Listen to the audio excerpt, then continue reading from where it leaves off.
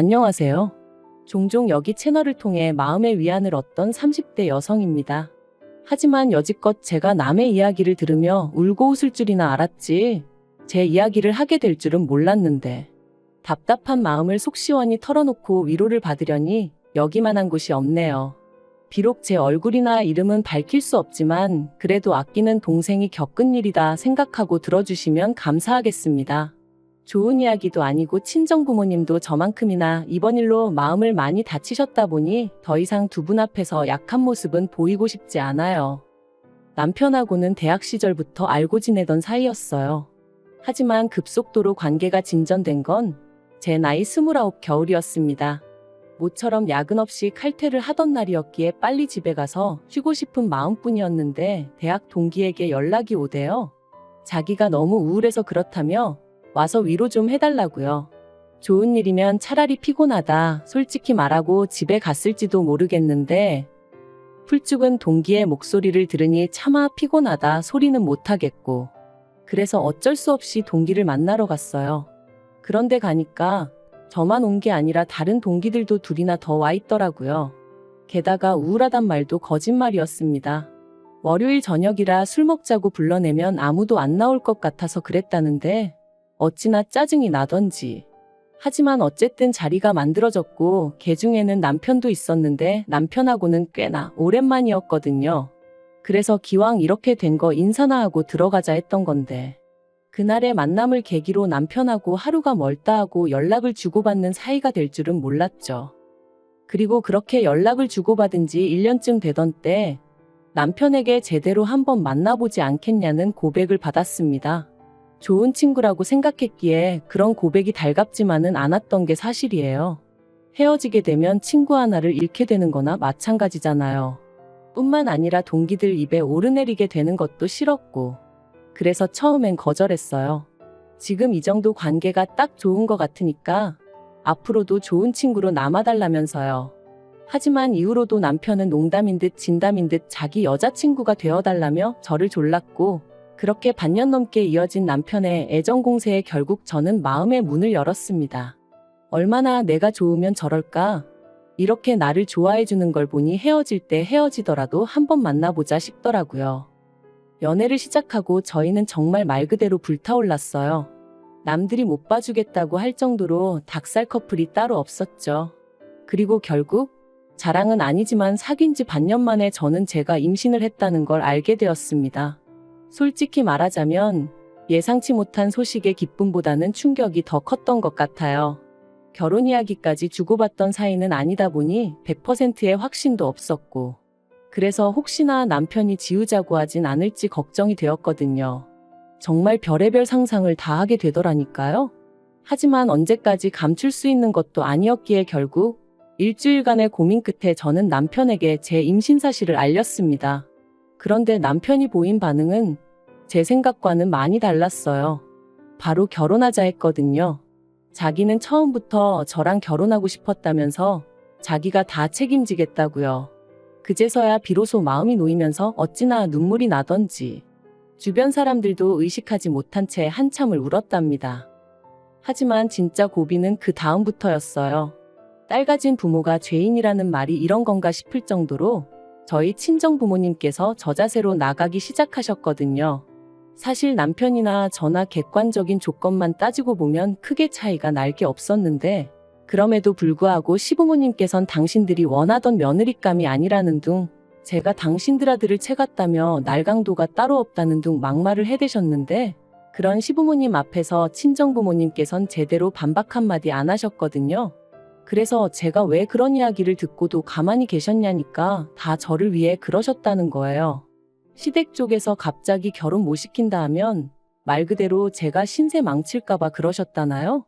그리곤 덧붙이시길, 아무리 세상 사람들이 요새 파혼이고 이혼이고 흠이 아니라지만 요즘엔 혼수로 혼전 임신해 간다지만 그래도 어른들 생각엔 그런 게 아니다 하시더라고요. 그리고 그렇게 말씀하시는 친정부모님께 제가 무슨 말을 할 수 있었겠어요?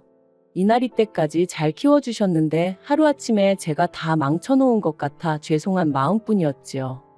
한편 신혼집은 양쪽 부모님께서 반반씩 부담하여 장만해 주시기로 하셨습니다만 양가 다 이런저런 사정으로 돈을 마련하는데 시간이 필요한 상황이었어요.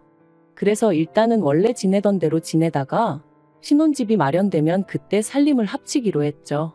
그리고 며칠 뒤 저는 어디 드라마에서도 못 들어본 말 그대로 거지 같은 소리를 들었습니다.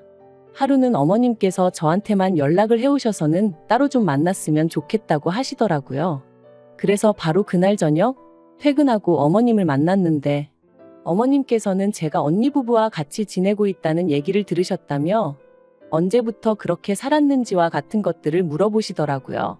그래서 저희 친정부모님이 귀농하신 이후로 언니랑 둘이 살다가 언니가 결혼하고선 셋이 살게 되었다 말씀드렸어요.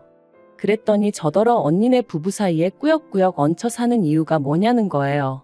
꾸역꾸역이라는 표현이 듣기에 거슬렸지만 얹혀 사는 건 제가 아니라 언니네 부부라고, 언니네 부부가 사정이 있어서 나가질 못하고 있는 거라고 말씀드렸죠.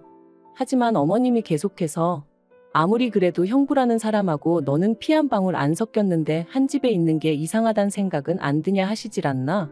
남녀 사이라는 게 불붙는 건 순식간이라며 내 아들하고도 결혼 이야기가 나오기도 전에 일을 저지르지 않았냐. 결국 듣다 못한 제가 도대체 하시고 싶은 말씀이 뭐냐고 단도직입적으로 여쭸어요.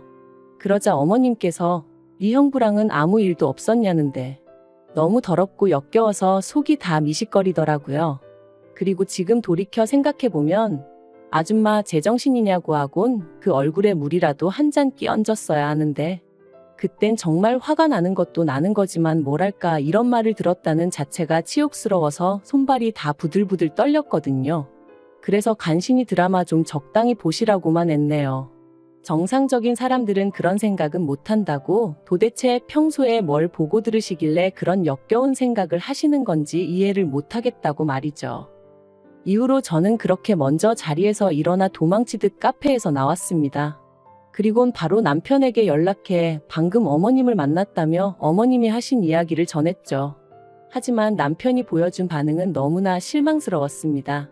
일단은 만나자며 자기가 저 있는 곳으로 오겠다길래 그때까지는 그래도 역시 남편은 내 편이구나 싶었는데 기껏 와서는 저를 차에 태워놓고 한다는 말이, 시부모님이 예전부터 남편한테 기대가 크셨는데 이렇게 번갯불에 콩 구워 먹듯 장가를 가겠다고 하니 얼마나 속이 상하시겠냐는 거예요. 그러니까 저더러 그런 어머님 마음을 좀 이해해드리라나요? 어이가 없어서 당신 입장이나 내 입장이나 시부모님 입장이나 우리 부모님 입장이나 매한가지로 같다. 하지만 우리 부모님은 당신한테 할 말 못할 말 가려 하시는 거 모르냐 했어요. 그랬더니 그거야 사람마다 성격이 달라서 그런 거랍니다. 그리고는 자꾸 저더러 안 좋게만 생각하지 말라고 애가 다 듣는다나요? 그래서 제가 남편더러 나한테 이래라 저래라 하지 말고 어머님 입단속이나 잘하라고 쏘아붙였어요. 하지만 상황은 그렇게 끝나지 않았습니다. 출산 예정일까지 한 달이 채 남지 않았던 시점이었는데 친정어머니한테 연락이 왔어요. 그리고는 하시는 말씀이 좀 전에 저희 어머님이 이모님하고 같이 오셨다 가셨답니다. 참고로 제 친정은 서울에서 차로 3시간 거리에 떨어져 있고 남편이 주소를 알려드렸대요. 별 생각 없이 그냥 물어보시니 알려드렸다나요? 아무튼 그렇게 오셔서는 저희 친정부모님께 아무래도 제 뱃속에 있는 아이가 당신 손자가 아닌 것 같다면서 유전자 검사를 해봤으면 좋겠다 뭐 그런 식으로 말씀을 하시더랍니다. 혼전 임신한 게 영 신경이 쓰여서 그렇다며 이해해달라고 하셨다는데 저희 친정부모님께서 어처구니가 없어서 그런 쓸데없는 말씀을 하시려고 여기까지 오셨냐? 입 밖으로 떠든다고 다 말이 아니다 한마디 하셨답니다. 그리고는 커피 한 잔 못 드리겠으니 그냥 가시라셨다고요. 그날도 혹시나 당신들이 잘하면 저를 좀 더 아껴주시려나 싶어서 웬만하면 뜻에 맞춰드리려고 했는데 말 같지도 않은 소리에 그때만큼은 정말이지 어머님 머리를 다 잡아 뜯어놓고 싶은 걸 꾹 참으셨다대요. 그리고 그런 이야기를 전해 듣는 내내 저도 온몸이 바들바들 떨렸습니다.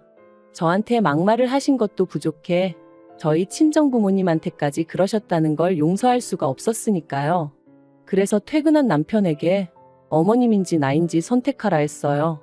나는 도저히 어머님하고 잘 지낼 수가 없다고, 어머님 용서 못한다고요. 그랬더니 남편이 한숨을 쉬면서 그래도 시어머니한테 말버릇이 그게 뭐냐더니 자기는 뭐 어떤 선택도 할 수 없다면서 그럼 저만 연 끊고 살라대요? 그리고는 뭐라더라. 원래 여자가 잘 들어오면 부모 자식 간에 안 좋던 사이도 좋아진다던데 우리 집은 왜 시작부터 이렇게 이 난린지 모르겠네 그러는데 남편 말로는 혼잣말이라고 했지만 제가 느끼기엔 완전히 저 들으라고 하는 소리였거든요. 정말 배신감에 치가 떨리더라고요. 그래서 그 자리에서 어머님한테 전화드려서는 저희 친정 가서 미친 소리 하신 거 다 들었다고 그렇게 찝찝하시면 저희 애 보지 말고 사셔라. 저도 며느리로 인정 안 해주셔도 된다 하고 소리 질렀습니다. 저도 어머님을 제 시어머니로 인정 안 해드릴 거라면서요. 그리고 이후로 출산일까지 어머님하고 정말 연락 딱 끊고 지냈어요. 원래도 뭐 얼마나 미주알고주알 말하던 고부관계도 아니었지만요. 그런데 출산하고 이틀째 되던 날 보나마나 남편이 말했을 테지만 어떻게 아셨는지 어머님하고 이모님이 오셨더라고요. 이모님이 제 손에 5만 원짜리 2장 쥐어주시면서 하시는 말씀이 저희 어머님이 말은 좀 세게 해도 정 많고 속 깊은 분이라며 죄송하다고 하랍니다. 저도 자식을 낳았으니 엄마의 심정을 이해하지 않냐면서요. 모든 게 성가시고 짜증나고 그래서 그냥 가시라 했어요. 그런데 한 2주쯤 지났나? 그 무렵부터 어머님이 먼저 연락을 해오셔서는 뭐 필요한 건 없냐? 먹고 싶은 건 없냐? 그리고는 우리 손자 보고 싶다 그러시는데 사람이 죽을 때가 되면 안 하던 짓을 한다더니 뭐 시한부 판정이라도 받으셨나? 별 생각이 다 들대요? 그리고 말이 나왔으니 말이지만 저는 어머님의 일방적인 태세 전환이 하나도 반갑지 않았어요. 하다못해 미안하다 사과라도 하셨으면 모를까. 대충 어물쩍 넘어가려는 어머님의 태도가 괘씸하고 분할 뿐이었네요. 그리고 며칠 뒤 저는 어머님이 왜 그렇게 하루아침에 달라지셨는지 그 이유를 알게 되었습니다. 그건 바로 어머님이 기어이 유전자 검사를 해보셨기 때문이셨죠. 물론 당연히 남편의 친자가 맞았고요. 저는 남편 방에서 발견한 유전자 검사 결과지를 움켜쥐고 언니에게 전화해 나 좀 데리러 와달라고 했어요. 그리고 아이와 함께 간단한 짐만 챙겨 언니의 집으로 향했습니다. 몇 시간 뒤 남편에게 전화가 왔고 저는 그런 남편에게 당신도 당신 어머니도 사람도 아니라고 어떻게 그럴 수가 있냐고 소리를 질렀습니다. 나는 너무 치욕스럽고 모욕당한 기분이라고. 내가 언제 당신 동남아 여행하고 그런 걸로 의심하고 그런 적 있냐 소리를 질렀죠. 그리고는 두 사람한테 너무 실망이라니까.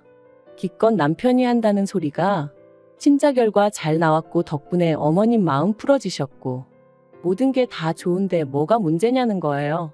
그리고는 저더러 오히려 지금 이를 키우는 사람은 저라면서 이러지 말고 만나서 대화로 풀자 하는데 제가 됐다고 상종도 하기 싫다고 2번 다시 연락하지 말라 했네요. 그런데 바로 이튿날 이번엔 남편이 저희 언니 집으로 찾아왔어요. 그리고는 자기랑 같이 시댁에 가자면서 자기가 어머님한테 사과받게 해주겠다대요. 그래서 아이는 언니에게 맡기고 남편을 따라 나섰습니다. 남편이 애도 데려가자 했지만 제가 너도 시부모님도 아직 내 애 볼 자격 없으니 꿈도 꾸지 말라고 했어요. 그리고 그렇게 시댁에 도착했는데 어머님은 제대로 사과를 하시기는커녕 오히려 당신이 서운하다, 억울하다. 당신은 그저 매사 확실한 게 좋아서 그런 건데 제가 상처를 받았다니 유감이다. 그런데 떳떳한데 왜 그렇게 싫어라 한 거냐? 아직도 그건 좀 이해가 안 된다. 그리고 사람들이 형부랑 처제랑 한 집 산다고 하면 원래 다 안 좋은 생각을 하기도 한다. 정말이지 도대체 뭐가 문제인지를 모르시는 건지 모른 척 하시는 건지 한마디로 말이 통하지가 않았죠. 그래서 제가 그런 어머님께 그런 반대로 제가 남편하고 아버님하고 유전자 검사 좀 해보자고 하면 어머님 기분 안 나쁘시냐 했어요. 그랬더니 어머님이 제 예상보다 더 당황해하시며 갑자기 네 시아버지가 왜 나오냐고 그러시는데 찰나였지만 뭔가 있나 싶더라고요. 그래서 다시 한번 말 나온 김에 한번 해보자고 했습니다. 어머님 말씀대로 확실한 게 좋지 않냐고. 옛날에는 병원에서 애가 바뀌는 일도 허다했다던데 지금 보니까 아버님하고 저희 남편하고 하나도 안 닮은 것 같다고. 아버님은 키도 크신데 남편은 키도 별로 안 크고 정말 이상하지 않냐면서 이참에 한번 해보자 했죠. 그랬더니 어머님이 저더러 적당히 하라며 소리를 지르셨는데 그때 아버님께서 어머님더러 뭘 잘했다고 자꾸 소리만 지르냐며 저더러 그래 그 유전자 검사하면 네 시엠이 용서해 줄 거냐 하시대요. 그래서 그러겠다 했죠. 그런데 그렇게 아버님 칫솔을 받아 챙겨 현관을 나서는데 어머님이 쫓아나와 제 핸드백을 낚아채려고 하시는 거예요. 다만 제가 운동신경이 좋다 보니 바로 피해서 뺏기진 않았지만요. 그리고 그런 모습을 보곤 남편이 어머님더러 지금 뭐 하시는 거냐고 한마디 하니까 아버님 칫솔을 내놓으라대요. 너무 수상해서 절대 못 드린다 하고는 저도 그때부터 죽자고 뛰었습니다. 그리곤 큰 길가까지 나와서 남편을 기다리고 말고 할 새도 없이 택시 타고 집으로 향했죠. 이튿날 남편과 함께 유전자 검사 의뢰를 했어요. 남편은 저더러 쓸데없는 짓을 한다며 자기는 아버님이랑 입맛도 똑같고 어쩌고 해댔지만 하나도 귀에 들어오진 않더라고요. 2주라는 시간이 어찌나 더디게 흘러가던지 1년 같은 시간이 흐르고 결과지가 집에 도착했네요. 당장이라도 뜯어보고 싶은 마음이 굴뚝 같았지만 꾹 참고 남편과 함께 시댁으로 향했습니다. 어머님은 그 어느 때보다 초조해 보이셨는데 그런 게 제 눈에만 보였던 건 아니었나 봐요. 아버님이랑 남편이 어머님더러 어디 아프냐 왜 그러냐. 그리고 마침내 온 가족이 테이블에 둘러앉아 봉투를 열었는데 역시나 제 예감이 맞았습니다. 남편하고 아버님은 친자 사이가 아니더라고요. 껄렁껄렁한 농담이나 던지고 있던 남편 얼굴은 순식간에 사색을 띠었고 어머님은 정말 땅바닥만 보고 계셨어요. 그리고 그때 아버님이 그런 어머님더러 역시 그 자식 애였냐며 두 분 사이에 뭔가 있구나 싶어서 남편더러 먼저 나가자 했는데 남편이 저더러 너 먼저 나가라며 자기는 이렇게는 못 간다고 하대요. 그래서 먼저 나왔어요. 솔직히 말하자면 어떻게 흘러가는지 궁금하긴 했지만 개족보 집안에 괜히 얽혀서 좋을 건 없잖아요. 그리고 이후의 일은 정말 어디 드라마에서나 볼 법하게 흘러갔습니다. 일단 저는 남편과 혼인신고가 되어 있지 않았어요. 이것도 어머님 때문이었죠. 당신 손자가 아니라고 생각하셨으니 진작에 혼인신고하겠다는 저희를 아주 입에 거품 물고 반대하셨거든요. 그래서 덕분에 아이는 오롯이 저만의 아이였고 그래서 저는 남편과 어머님을 고소했습니다. 변호사를 만나보니 갓 태어난 아이의 머리카락을 엄마인 제 동의 없이 잘라간 것만으로도 충분히 문제거리가 된다더라고요. 하지만 이게 다가 아니에요. 아버님이 어머님하고 이혼하기로 하셨거든요. 아버님이 어머님더러 몸만 나가라고 그러면 저희 남편은 계속 아들로 여기고 지원해줄 건 해주겠다 하셨다나요? 그리고 당신 아들이라면 껌뻑 넘어가시는 어머님이셨으니 결국 조용히 몸만 나가기로 하셨답니다. 이제 소중한 아들과 평생 같이 사셔야 될 텐데 좋으시겠네요. 그리고 저는 남편한테고 어머님한테고 저희 애 죽어도 안 보여줄 겁니다. 제가 아예 능력이 없는 것도 아니고 저 혼자 제 아들은 얼마든지 책임지고 잘 키울 수 있어요. 어머님한테도 저는 누구처럼 뻐꾸기 짓은 안 할 거라고 했더니 아주 손을 바들바들 떠시더라고요. 진짜 뭐 눈에는 뭐만 보인다더니 당신이 그런 전적이 있다 보니 저도 그럴 줄 아셨나 봐요. 아무튼 남편이고 어머님이고 이 호칭도 오늘로 마지막이고 다신 부를 일 없을 겁니다만 아무튼 더러우니까 이제 우연이라도 마주치는 일은 없었으면 할 뿐입니다.